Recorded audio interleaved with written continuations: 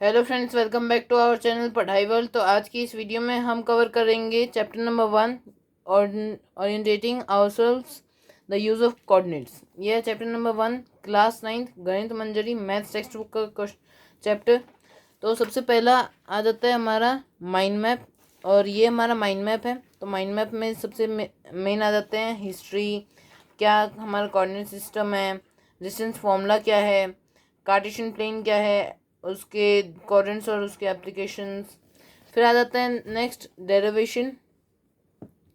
Derivation के बाद में आता है एंड ऑफ चैप्टर एक्सरसाइजेस, कि जो हमारे एंड ऑफ चैप्टर एक्सरसाइजेस हैं उनमें कौन कौन से मेन मेन क्वेश्चन हैं वो हमने इधर कवर किए हैं। इसमें बेसिकली हमें पॉइंट्स को प्लॉट करना है, उनके डिस्टेंसेस फाइंड आउट करने हैं, कुछ जो हमारे अंडरस्टैंडिंग्स हैं उन्हें राइट डाउन करना है। और ये कुछ ऐसे क्वेश्चंस हैं जिसमें हमें डिस्टेंसेस फाइंड आउट करके हमें ये फाइंड आउट करना है कि एक एम, ए और जी जो तीनों पॉइंट्स हैं वो एक सेम स्ट्रेट लाइन पे लाई करते हैं क्या, और अगर वो लाई करते हैं तो एम ए प्लस ए जी जो है वो एम जी के बराबर रहेंगे, क्योंकि वो दोनों एक लाइन कंस्ट्रक्ट कर देंगे जिसकी वजह से एम जी एक वो लाइन कंस्ट्रक्ट होगी। और फिर 7वां क्वेश्चन भी कुछ इसी प्रकार का है, और इसके बाद हमें इसके दोनों को ग्राफ पे प्लॉट करना है। फिर ये एक प्योर ग्राफ क्वेश्चन है जिसमें हमें एक राइट एंगल आइसोसेलेस ट्रायंगल और एक आइसोसेलेस ट्रायंगल जिसके दो जो पॉइंट्स हैं वो अलग अलग कोऑर्डिनेट्स में होंगे। फिर हमें ये निकालना है मिड पॉइंट फॉर्मूला, और इसके बाद में आ जाता है हमारा मिड पॉइंट। मिड पॉइंट क्या है हमारा, x comma y is equal to x1 plus x2, जो हमारे दो पॉइंट्स लेंगे। जैसे ये दो पॉइंट्स हैं तो यहाँ पे 0, let me take another ones. जैसे m और a ये दो पॉइंट्स हैं तो -7 जो है वो x1 रहेगा, और 3x2, 1x1 रहेगा, सॉरी y1 रहेगा, और -4 y2। ओके, फिर उसके बाद इस पर हम क्या कनेक्शन फाइंड आउट कर सकते हैं कि S M is equal to M T. और उसके बाद आ जाता है हमारा नेक्स्ट क्वेश्चन जिसमें हमें फिर से बी फाइंड आउट करना था। हमारे इस बार मिड पॉइंट दिया था और लाइन के जो एक एंड है बी उसे फाइंड आउट करना था।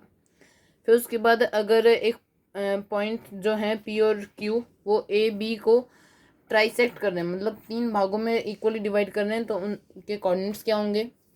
और फिर आ जाते हैं गिवन पॉइंट्स, उनके ए बी और सी वो एक सर्कल के इनसाइड है या आउटसाइड है वो हमें पहचानना है।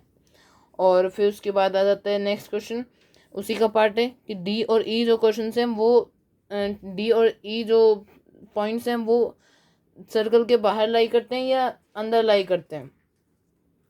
फिर आता है mid points of sides of triangle A B C, जो पॉइंट्स हैं वो डी ई एफ जो हैं ये हमें दिए गए हैं, A B C find out करना है।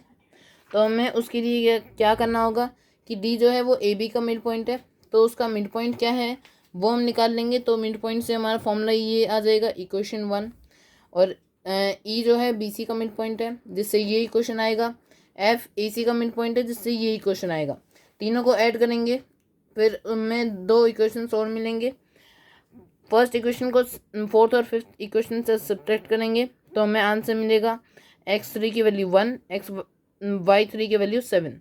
तो इसी प्रकार हम जब सॉल्व कर लेंगे तब a की वैल्यू -1, b की वैल्यू 11, c की वैल्यू 1, 7। फिर नेक्स्ट क्वेश्चन आ जाता है कि एक स्ट्रीट है जिसके 2 मेन रोड्स हैं और नॉर्थ साउथ और ईस्ट वेस्ट डायरेक्शन के रोड्स हैं, जैसे कि यहाँ पे ब्लू में जो हमने डिपिक्ट किया है। और स्ट्रीट्स हैं जो पैरेलल हैं और 10 स्ट्रीट है दोनों रोड्स को कनेक्ट करती हुई, और सारी पैरेलल हैं। तो फिर सबसे पहले हमें इस पे ग्राफ पे प्लॉट करना था। फिर उसके बाद हमें street intersections can be refer to as 4, 3। इसे रोटेट करके हम अलग अलग स्ट्रीट इंटरसेक्शंस को 4, 3 रेफर कर सकते हैं, तो इसलिए 4 पॉइंट्स, और सेम 3, 4 के लिए भी 4 points. Next comes a computer graphics program displays images on a rectangular screen. मतलब एक रेक्टेंगुलर स्क्रीन है जो हमने यहाँ पे प्लॉट की है, और उसकी यूनिट जो है वो 800 × 600 पिक्सल्स का है। तो उसमें 2 जो सर्कल्स हैं उनके रेडियस 100 और 80 हैं।